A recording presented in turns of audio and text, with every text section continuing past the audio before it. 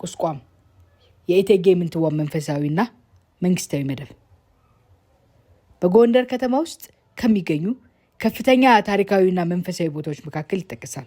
የቁስቋም ቤተክርስቲያንና የእቴጌ ምንትዋብ ቤተመንግስት በ18ኛው ክፍለ ዘመን በኢትዮጵያ ታሪክ ውስጥ ብርሃነ ሞገሳ ወይም የብርሃነ ሞገሱ በሚል ንግስና ማዕረግ ከልጇና ከልጅ ልጇ ጋር ተወክላ ስለነገሰችው በኢትዮጵያ አስተዳደር ታሪክ 40 ዓመታት ተጽዕኖ ፈጣሪ ስለነበረችው ንግስት ምንትዋብ ሰምታችኋል ብዬ አስባለሁ። ከቦታው ተገኝቼ ያየሁትን አሁናዊ ኪነ ህንጻ ጥበብና ትላንታዊ ታሪክ እንዲህ አቅርቤዋለሁ። የጎንደር ከተማ ህዝብ በነቂስ ወጥቶ አሁን ወጣት ጀንበር ተደብቃ ነበር ደስ ይበልሽ ጎንደር እያለ ጉሮሾ ወሸባ ያለላት ያሞካሻት ንግስት ቋረኛዋ እመቤት የአጤ በካፋ ሚስት የቋረኛው ኢያሱ እናት የከተማዋ ሐሳቤ መሪ እና በዘመኑ ይሰራል ተብሎ የማይገመት ስራዎችን ሰሪ እመቤት ናት። የጎንደራውያን ፔሬድ ስነ ስዕል እንዴት ተጀመረ ቢባል ስሟ ቀድሞ ይነሳል። የስነ ስዕል እድገት አበርክቷል ልመለከት ገና ብዕሬን ሳነሳ በእንባ የተሳለው የአቡነ መርቆሬዎስ ስዕል አድኖና 360 ዲግሪ መመልከት የምትችለው የእመቤታችን ቅድስት ድንግል ማርያም ስዕል አድኖ ቀልቤንም መንፈሴንም ገዝተውት መጻፌን አቋረጥኩ። ትኩረቴ ከዚሁ ጋር ቀረ። እንዴት በዛ ዘመን 3D ጥበብ ታወቀ? ለስነ ስዕል እሷ የተለየ ዝንባሌ እንዴት ሊኖራቸው ያልኩ እያልኩ ከሙዚየም ወጥቼ ወደ ቤተ መንግስቱ አቀናሁ። ከደብሩ ቅጥር እንዳለፍኩኝ ያገኘሁት ግንበ ገፊ የተሰኘውን 1000 ሰዎች ተችና ሰሪ ሆኖ የሰሩትን ግንብ ነው።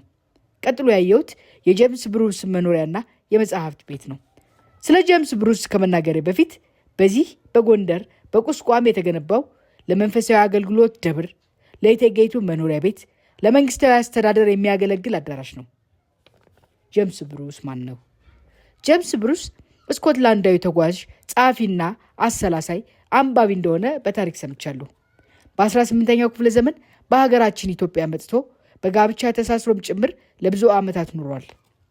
በቆይታውም የእቴጌ ምንትዋብን ታሪክ፣ የጎንደር መንግስታትን ህይወት፣ ቁስቋምን በተመለከተ ዝርዝርና ግልጽ ታሪኮችን ጽፏል።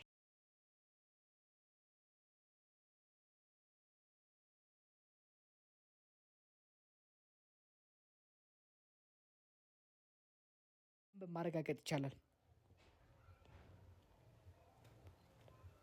ከጻፈውም ትራቭል ቱ ዲስከቨር ዘ ሶርስ ኦፍ ዘ ናይል የተሰኘው መጽሐፍ በማንበብ ማረጋገጥ ይቻላል። ጄምስ ብሩስ እቴጌ ምንትዋብን ሲገልጻቸው ብልህ፣ ጠንካራ፣ ኃይለኛ መሪ ይላቸዋል።